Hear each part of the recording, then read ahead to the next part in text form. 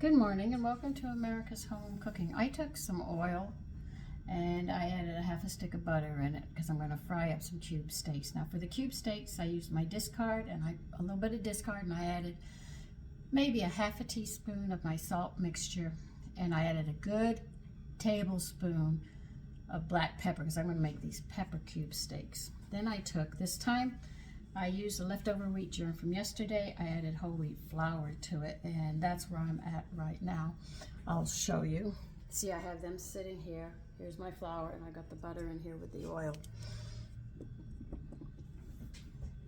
It's very hard to find things that I want right now, and I just found out I have to go out today, which I didn't expect, but that's life.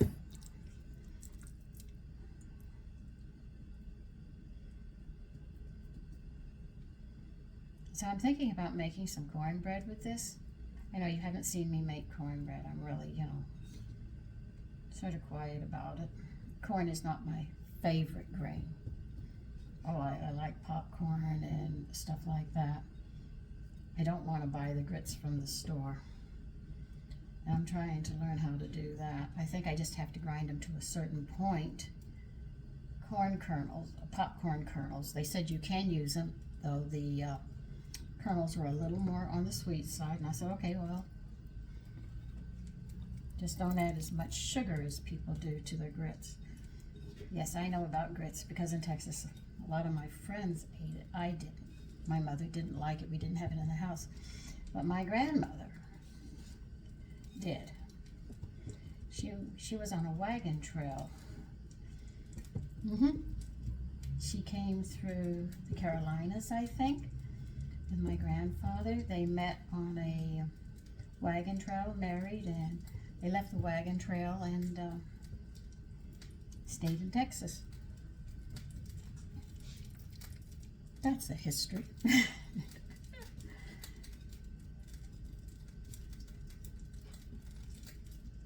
That was on my father's side.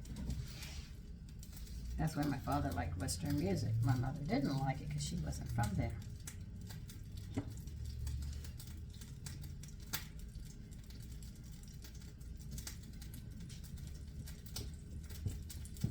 My mother was from Italy. That's her heritage. My father's parents never really talked about where they came from. I had a picture from her that went back to way back in the early 1800s. It came from her mother and her grandmother, and I lost it. I was very upset about it because that was history. I even found one time we went into an apartment and we found a cross, 1815, handmade. We don't know who made it.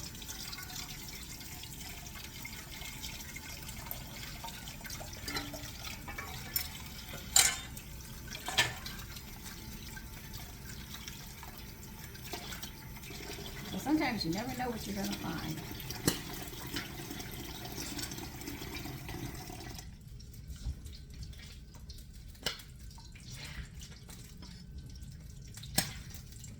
Yeah, there's water in the butter. And they tell me they're doing a good job. No, they're not.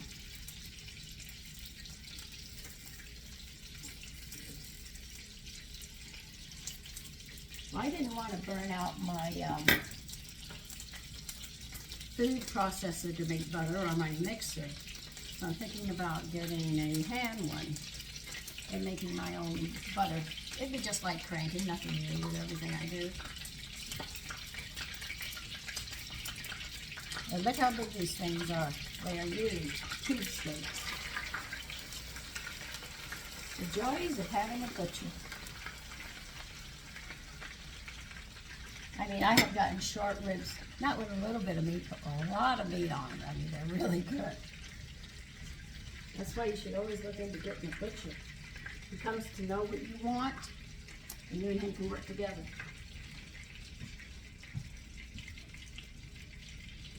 Look at us, we're gonna put on a plate. It's pretty big.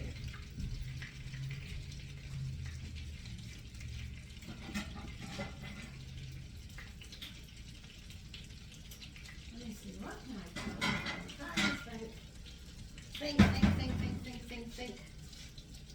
They're going to stay large like this.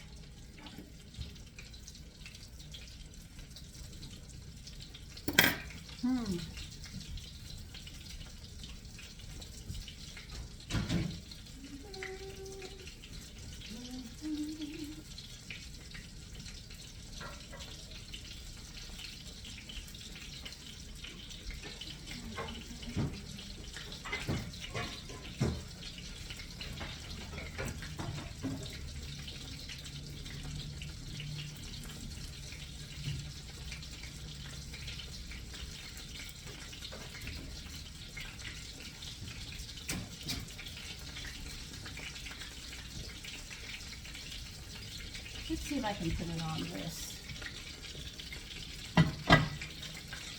I know most of the time they'll say that plate is for like little finger sandwiches and stuff. Just because you buy platters, you don't have to use it for the way they want you to use it. You can use it differently, to be different. That's what I do.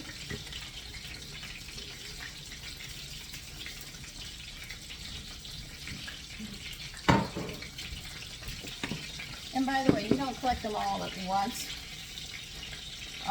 It's usually a lifetime. You find one that you like and you say, oh, I'll get this. And you don't know what you're going to use it for, and then you start using it and serve food in it, and platters and stuff. That's what I did.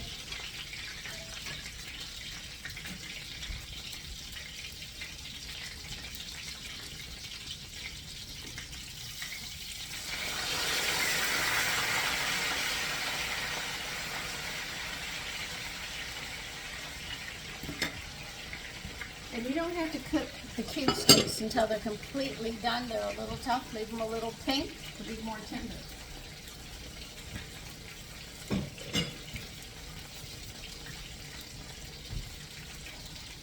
Now, I'll bring them over. Try to keep you safe in the back. And pray I don't throw you to the floor again.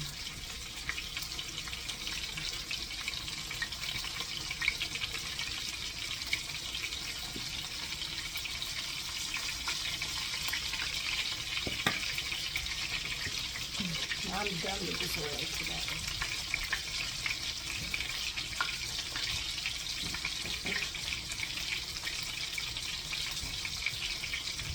Now I have different cornbread recipes. I don't know which one I'm going to use. I have a favorite. I'm not going to lie to you. I do have a favorite.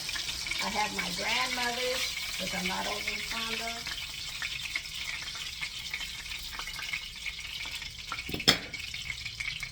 But I do have it. Hers was very simple. She did I think it was a cup of cornmeal, a cup of flour, a teaspoon of salt, a teaspoon of baking powder. What else? Baking soda, an egg, and milk. A cup of milk. I think that was her recipe. Don't hold me to it, but I think that was her recipe.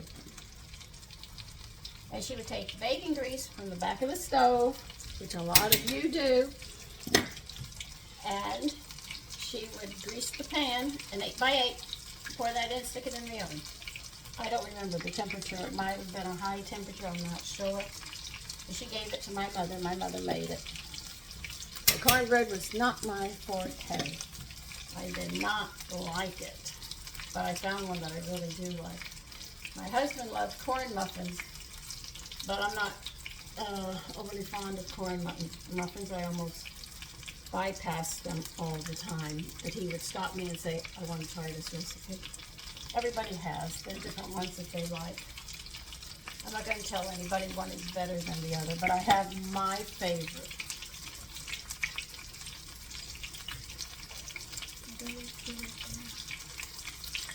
What am I going to be happy for today? It's going to be bloody cold again. The temperature went down. My son came in, and he comes in actually just a little bit before I wake up. He told me the temperature is freezing out. It's 13 degrees. And I do not want to go out in it. But I have some business I have to attend to today. I don't want to, but I'll attend to it if I have to. See how that butter gets such a nice crust to it? I'll show you. See?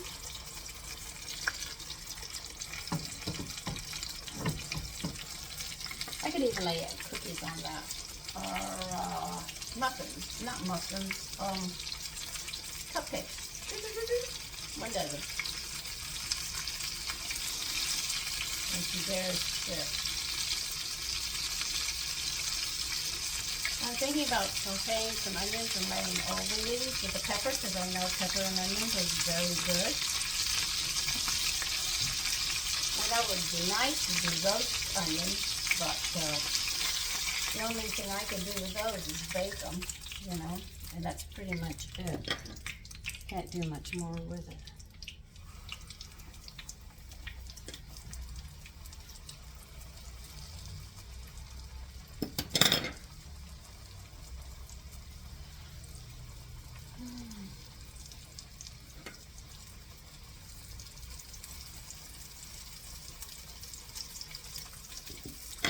So the butter smell goes really nice with the black pepper when you sit there and do these cube steaks. So you don't always have to make them the same way, season them the same way, serve them with the same thing. So I've got to find a cornbread recipe. Another one. I made a Louisiana one, but my sons didn't try it out with me. That one they recommend to have with stew, so this is in the stew, so I wouldn't use that one.